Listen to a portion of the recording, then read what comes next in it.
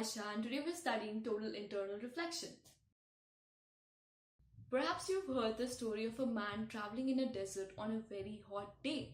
He's very tired and exhausted and very thirsty. There's no water around. All of a sudden, out of nowhere, he sees a pool of water and a tree. He's very happy. He keeps moving forward and suddenly that pool of water disappears. So what happened? Magic? Was he hallucinating? I think not, because if you and I were in his place, then we would have seen the same thing too, because it's a real physical phenomena and it's called mirage. To understand why mirage happens, we need to understand the concept of total internal reflection, and that's what we are studying today. So let's get into it. To understand the concept of total internal reflection, we need to understand one basic concept from refraction, and that is when light is traveling from an optically denser medium to an optically rarer medium, it'll bend away from the normal. So consider this angle of incidence I with the normal to the interface, and this angle of refractance R with the normal to the interface. Then this angle R is always greater than I for a ray of light traveling from a denser medium to a rarer medium. Now if you understand this, you can easily understand total internal reflection. Now what happens if you keep on increasing the angle of incidence? Say if I keep on increasing the angle of incidence,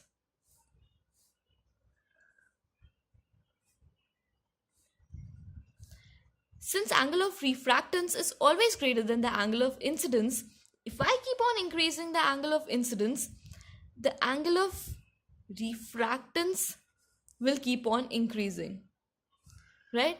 And there will come one point when the angle of refractance becomes 90 degrees. In that case, the angle of incidence is called critical angle or theta c. Now why is this angle critical? You'll understand in a while. But first, if you ask me the question, what happens if I increase the angle of incidence greater than the critical angle?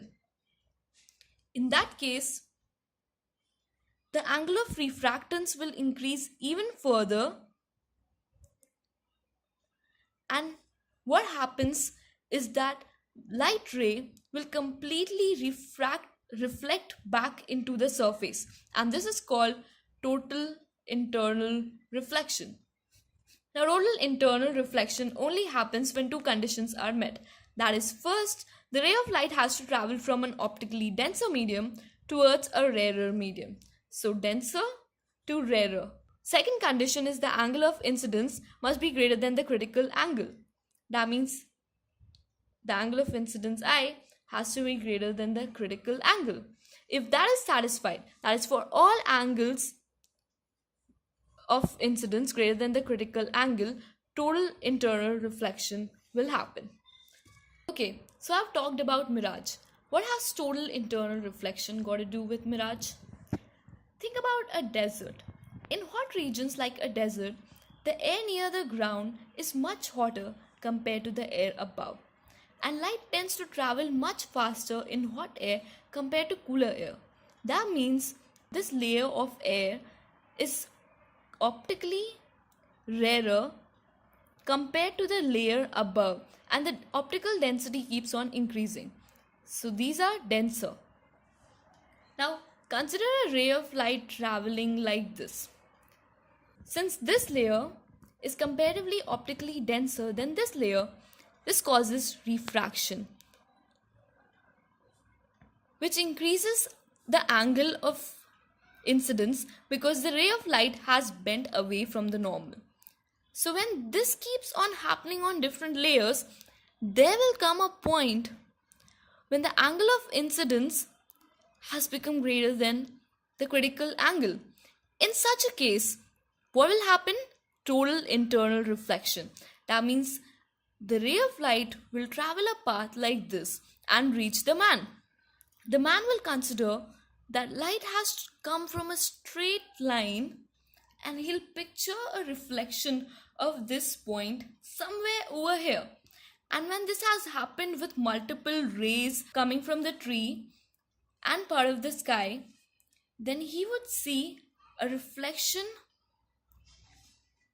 of the tree and the sky and would think that this is a reflected image in a pool of water, and this is what caused the mirage. Okay, so now you know it wasn't magic, it was physics. This concept of total internal reflection can be used in multiple applications. One of the most popular applications is optical fibers. So how fiber optics work is information coded in a beam of light is transmitted across a glass pipe. Now this glass pipe is made of two materials, the inner material and the outer material. Inner is called core, outer is called cladding. The refractive index of the core is much higher than the refractive index of the cladding, so core is denser than cladding. These pipes are made very narrow so that light entering inside these pipes enter at a very oblique angle, which causes total internal reflection. And after successive total internal reflection, light emerges out of the tube on the other direction. So that's how data is passed through an optical fiber. Now optical fibers transmit data at a very high rate, which is at the rate of about 1 gigabits per second, and that is much faster than your broadband. Wow, 1 gigabits per second? I'm getting fiber internet today, but I hope you understood the concepts clearly. And if you have any questions, ask me in the comment section, and I'll see you next time. Bye bye.